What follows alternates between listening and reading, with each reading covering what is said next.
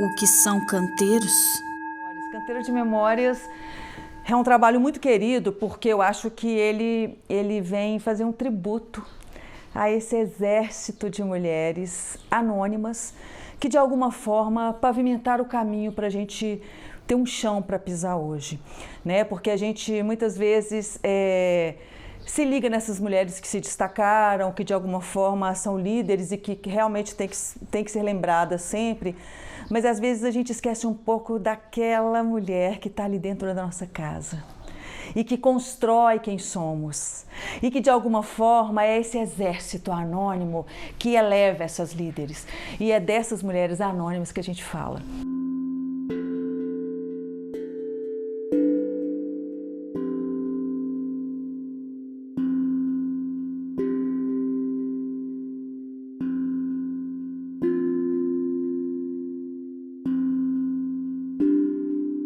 E o mais interessante é que ao contarmos a nossa história, porque na verdade é uma história inspirada nas avós das integrantes do grupo.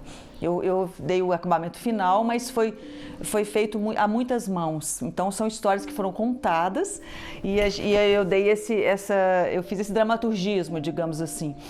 E ao contarmos as nossas próprias histórias, a gente percebeu nas apresentações que a gente já realizou que emociona muito as pessoas que assistem, homens e mulheres, porque essas pessoas se sentem representadas.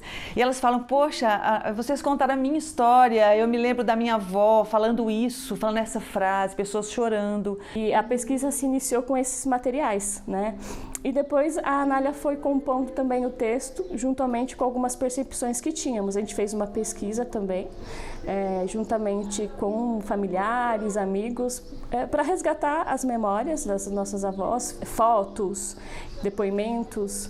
E nisso surgiu um material para que a Anália pudesse, em cima desse material, trabalhar também o texto. Então, muito material veio também dessa pesquisa. Eu preciso falar de uma avó.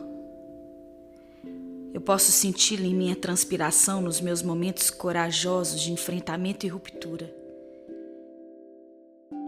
Eu posso escutar o descompasso de sua respiração nos momentos assustados em que recuo ou que não reúno forças para enfrentar meus infernos. Eulália. Eu herdei dessa avó materna muito mais que contradições. Veio dela o encanto pelas histórias cotidianas. Eu me lembro de cada viagem em que ela me conduziu. Ela, o chão de sua casa e suas histórias fantásticas. A gente participou em 2022 foi contemplado com o programa de qualificação em artes, né? E a gente recebeu orientação de pessoas bem legais, de profissionais bem interessantes que nos trouxeram provocações. E a partir dessas provocações a gente trabalhou alguns eixos dentro do espetáculo, né? Dos buracos onde não encontramos respostas, nossa imaginação achou um solo fértil para criá-las, com a textura e a matéria que precisávamos para aplacar nossas dúvidas. Dividiremos esse espetáculo em 3 partes. 3 marcos. 3 pedras arrancadas que nos guiarão nessa difícil missão de conhecermos um pouquinho desse chão que pisamos hoje. Primeira pedra. O primeiro eixo seria uma infância, uma não infância, né? Assim, essa questão que atravessou muitas pessoas, eu acho, em geral, no século XX. A infância, ela era arrancada dessas crianças, as crianças eram julgadas no trabalho infantil e de uma forma até tristemente poetizada, mas não havia poesia naquilo. Qual o seu nome, menina? Ana Rosa Mendes. Idade? 8 anos. Foi perda ou foi roubo? Às vezes eu acho que foi perda. Outras vezes eu tenho certeza que foi roubo. Foi que você aprendeu, menina, onde A segunda pedra, o segundo eixo do espetáculo seria o casamento, porque essas mulheres muitas vezes entendiam que o casamento seria uma solução, né? Era um príncipe encantado e essa receita era vendida para essas mulheres. E na maioria das vezes o que havia era uma nova subserviência, era uma nova forma de opressão, né? E como que essas mulheres elas iam de alguma forma tecendo a sua liberdade dentro desse universo opressor. É disso que o espetáculo fala. Ana, o que você se lembra do dia do seu casamento? Da chuva forte que caiu. Parecia que o céu estava desabando sobre nossas cabeças. Chuva era sinal de mau agouro.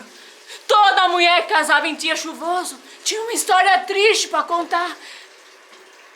Eu nunca me esqueço do pavor que senti quando vi aquela nuvem cinza que estacionou em cima da igreja, trazendo tanta água que hoje eu lembrando.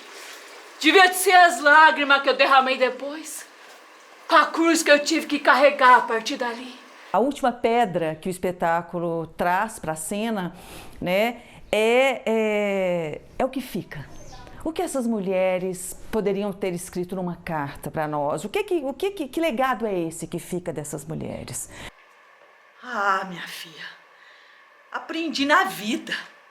As meninas na minha época, eram poucas as que passavam do 4º ano primário. A gente tinha que ajudar as mães na lida da casa.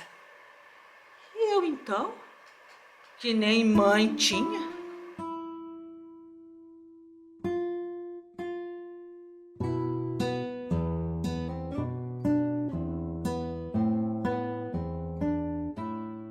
Pedra, eu trouxe da Síria um pedaço de chão pra eu nunca me esquecer das muralhas que eu tive que quebrar pra chegar até aqui, a um pouco de terra. A companhia ela surgiu, acho que de um encontro de mulheres que aconteceu em 2015. Claro que de lá para cá algumas mulheres passaram e foram e deixaram sua marca, né? E a gente somar forças com mulheres de várias idades, de várias localidades, enfim, eu acho que isso contribui muito para o trabalho e só fortalece nós como coletiva. Vai chegando pessoas, ela é aberta, né? Não só mulheres, a gente tem pessoas da comunidade LGBTQIA+, que eu acho que também é interessante falar dessas minorias. Eu me sinto muito honrada, assim, privilegiada também de estar podendo somar junto aqui, colaborar, sabe, trazer um pouco da arte que eu trago há um tempo e experimentar junto com elas também.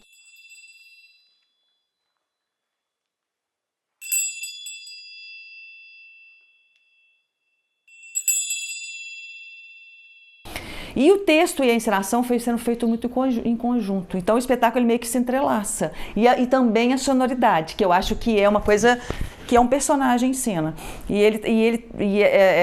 Essa sonoridade ela foi sendo construída junto com o espetáculo. Ou seja, não havia um espetáculo e um ensaio, havia tudo sendo feito de uma forma dinâmica. Ou seja, texto, encenação, atuação e sonoridade que traz esse som ancestral.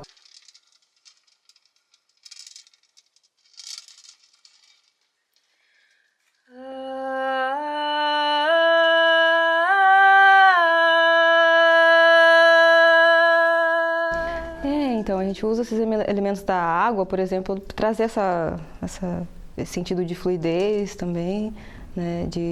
Tem muito a ver também com o texto, né? Com o canteiro, que a gente vai também regando, né? Para as coisas crescerem, para ter vida e tudo mais. E tem as pedras também, as sementes, que simboliza também essa parte com a terra.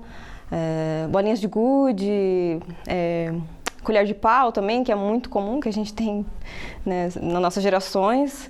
As bacias, que também representam as nossas ancestrais, que lavavam roupas e, enfim, muitas coisas de utensílios de casa.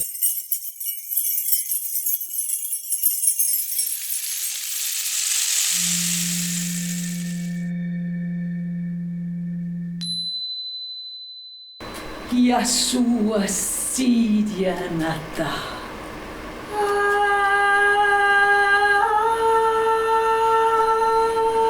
Se refletiu em mim como um sol. Fazer essas nuances de luz, essas mudanças, essas nuances no decorrer do texto, né? E ela vai dando esse clima, né? No contexto das histórias, né? Então você faz parte. Eu acho que teatro também não é só você estar em cena.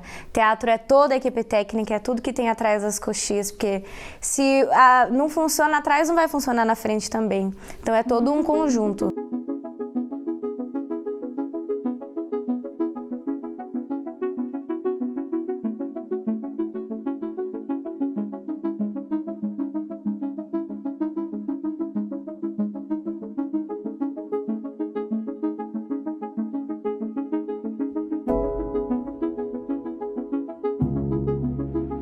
A minha personagem, em algum momento da peça, ela fala uma frase que eu acho que resume essa pesquisa.